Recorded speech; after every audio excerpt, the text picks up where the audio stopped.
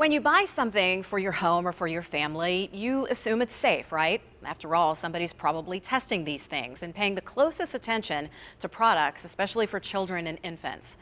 But we've learned the federal agency that's supposed to protect you faces major obstacles before it can reveal a product on the market is causing injuries, even death. CBS News consumer correspondent Usher Qureshi explains the safety secret. He was very playful, always smiling like me, curly hair. I mean, he loved to be held, he loved to be noticed. He was just a happy baby. 3 days before Christmas in 2017, Keenan Overton's 5-month-old baby Ezra went to sleep for the last time. I mean, there's no real way to know until you just try to pick up your baby and get no responses. Little Ezra had suffocated in his inclined sleeper. What was that moment like for you? It was the worst day of my life, obviously. I mean, I broke my hand into the refrigerator. Baby Ezra was not the first infant to die in a Fisher-Price Rock-and-Play sleeper, and he wouldn't be the last. Over the course of a decade, dozens died. Hundreds were injured. But neither the company nor the U.S. government had issued a warning or recall. This is a national scandal. At a congressional oversight hearing in June of last year, Fisher-Price and its owner Mattel revealed the death toll was much higher than the company had originally reported 3 years earlier. How many children have died totally? Today, we are aware of approximately, I believe the number is currently 97. Although those numbers change, as we are also finding that some of the products that have been attributed to the Rock and Play were not Fisher-Price or inclined sleeps. For years, what was happening to these babies was a deadly secret, held inside this nondescript building in a Washington, D.C. suburb.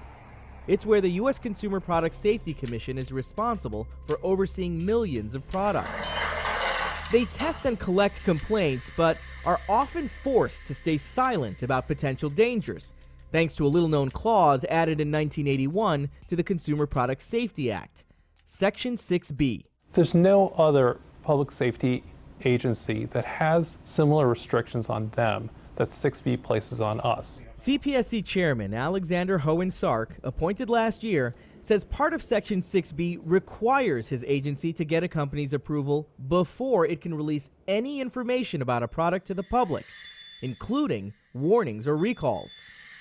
It's something 6B advocates say may protect a company's reputation from unfounded complaints. In the end of the day, good companies will work with us. But he says some companies don't, even when their products may be hazardous to the public. The agency's recourse? Take them to court, a process that can take months, even years. Section 6B sort of provides that roadmap for how they can game the system. But that's not how it works at other federal agencies. The National Highway Traffic Safety Administration can force recalls of vehicles for dangers like faulty airbags.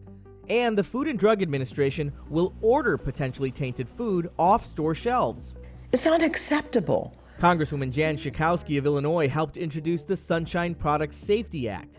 It would change Section 6B to lift what she describes as a gag rule. These are preventable deaths that we see, preventable injuries. A decision was made some time ago to stand in the way of really doing something about it. I think time's up.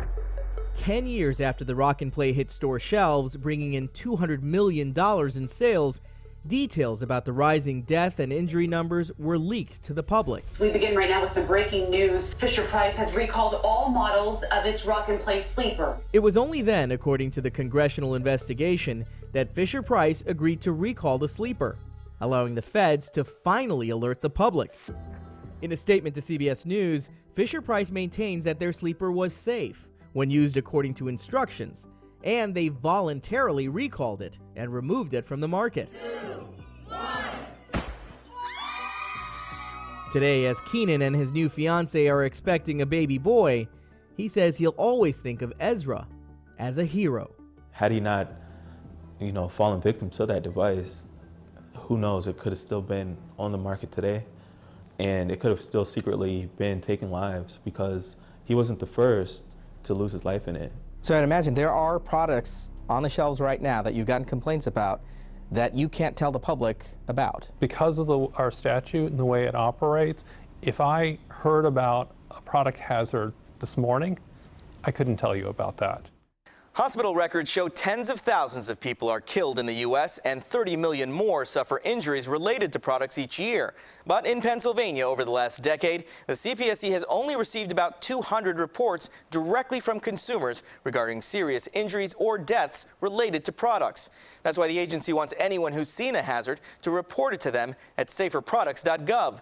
Your reporting could help trigger an investigation that leads to a warning or recall. I'm Usher Qureshi, KDKA News.